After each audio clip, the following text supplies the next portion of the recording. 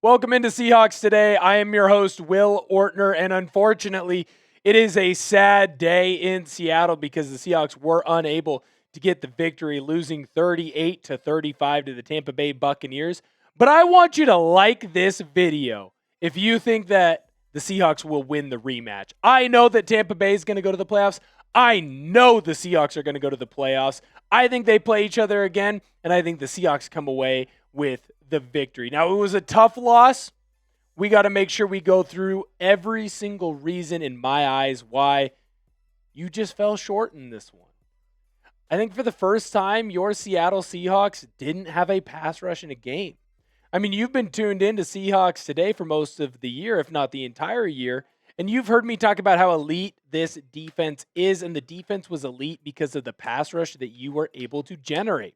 Byron Murphy was in the backfield making plays. Leonard Williams was in the backfield making plays. Derek Hall was in the backfield. Boye Mafe. All these guys making plays. That wasn't happening in this game. Tampa Bay was pretty beat up, and that offensive line stood tall. And that allowed Baker Mayfield to complete well over his season average when it came to his completion percentage. Coming into this game, Baker Mayfield was below 60% when it came to his completion percentage in this game. Look, I'm not a math major, 29 out of 33. Something tells me that's right around 90%, if not higher.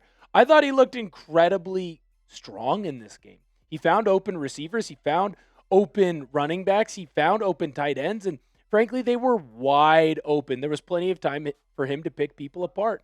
I mean, shoot, he found Emeka Egbuka 1,000 times in this game, all by himself, especially in the second half. I felt like the former Steelicum wide receiver, that's the high school he went to out by Tacoma, had a big homecoming that you were trying to deny him of, and you just couldn't. Emeka really impressed me. Baker Mayfield really impressed me. There were open spots all over the field, and Baker Mayfield took advantage. Your defensive line only got to Baker Mayfield once in this game, and that's when you started dialing up pressure. I said going into it, you couldn't let Baker beat you. That was the number one key to victory in this game. No Mike Evans, no Bucky Irving. Godwin's still kind of beat up. It's Emeka, it's Cade Otton, and it's Baker. And if Baker's able to deal the ball around to those guys, he's going to beat you. And he freaking did. He freaking did. It's the first team that really had a game plan that stopped you. You haven't seen Seattle blitz a lot this year because they haven't had to. They haven't needed to. That front seven is dominated.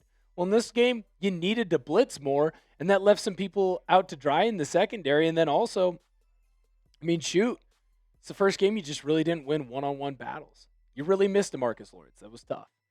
Speaking of guys that you missed, the injuries really piled up. I've been saying it every single week. I mean, shooting the Cowherd video, I mentioned it like 20 times, so much so that some people were saying it was annoying, but you're only going to get better as a defense because your secondary has been so beat up.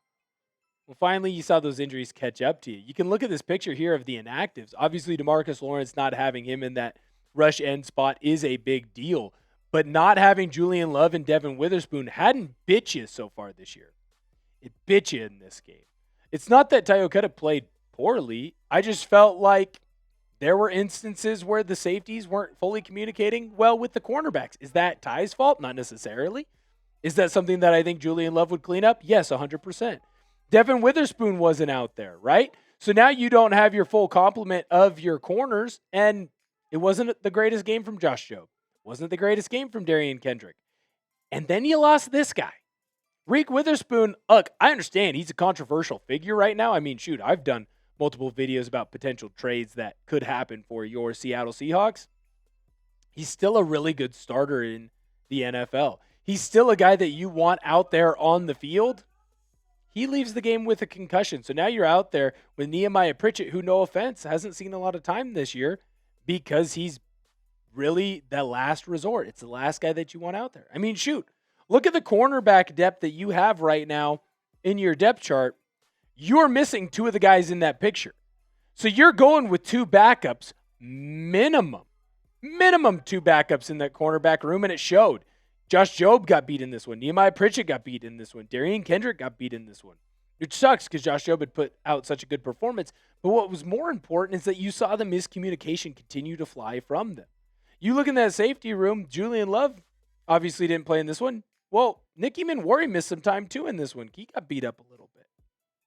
So you go through the depth chart that you have in that secondary position, and you saw a lot of miscommunication. You saw a lot of times where guys were left completely open because two guys were double teaming thinking they had the same guy.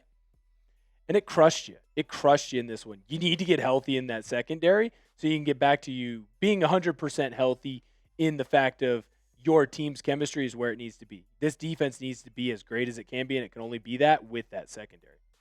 Help the boys out, man. Go into the chat right now, down below. Spam 21 to help Devin Witherspoon get healthy. You need your star corner back on the field. You need him healthy through that MCL bruise. Help him out. Spam down below 21 in the comments. I got two more reasons that I want to talk about why your Seattle Seahawks fell short against the Tampa Bay Buccaneers. But before I do that, I need to talk about today's proud sponsor, Prize Picks. You and I make decisions every day, but on Prize Picks, being right can get you paid. Don't miss any of the excitement this season on Prize Picks, where it's good to be right. Prize Picks is simple to play. Just pick more or less on any 2 to 6 player stat projections. If your picks are right, you could cash in. Prize Picks invented the flex play, which means you can still cash out if your lineup isn't perfect. You can double your money even if one of your picks doesn't hit. Prize Picks is the best way to win cash this football season. Which players are going off? Which ones are overhyped? Make your picks in less than 60 seconds and turn your takes into cash all season long. I had made a little 3-pick play on Sunday. This was my 3-pick power play. I had Derrick Henry more, rushing yards, Cooper Kupp more, rushing, receiving, touchdowns, and Sam Darnold more, 237.5 passing yards. That's an example of a play that you could do on Prize Picks. Download the app today and use code CLNS to get $50 in lineups after you play your first $5 lineup. That's code CLNS after you play your first $5 lineup to get $50 in lineups. Prize Picks. It's good to be right. I thought the coaching was a little bit subpar in this game. That's maybe not the nicest way to attack the Seahawks. I don't just 100% only blame head coach Mike Macdonald, but I blame Clint Kubiak mostly. The play that sticks out as the most egregious to me is the Jalen Milroe speed option. Why in the world, when you are marching down the field in this one, would you think, hey, let's get cute and run a speed option with Jalen freaking Milroe? It leads to a fumble. Tampa Bay gets it. Tampa Bay goes down and scores. You gave up 10 points on turnovers, and that one was huge. It's the difference in this game. You lost the turnover battle because you made some dumb play decisions. This isn't the first time that Kubiak has made this call, made this choice. There was no reason to do this. Your offense wasn't sputtering. Your offense didn't have issues making plays. Your offense was marching down the field. Your offense was not being stopped by Tampa Bay. And you stopped yourself because you wanted to do something cute. You wanted to say, hey, look, we can hit the big play. We hit the Jalen Milroe button. Something big happened. I don't even blame Jalen Milroe necessarily. What are you doing, Clint Kubiak?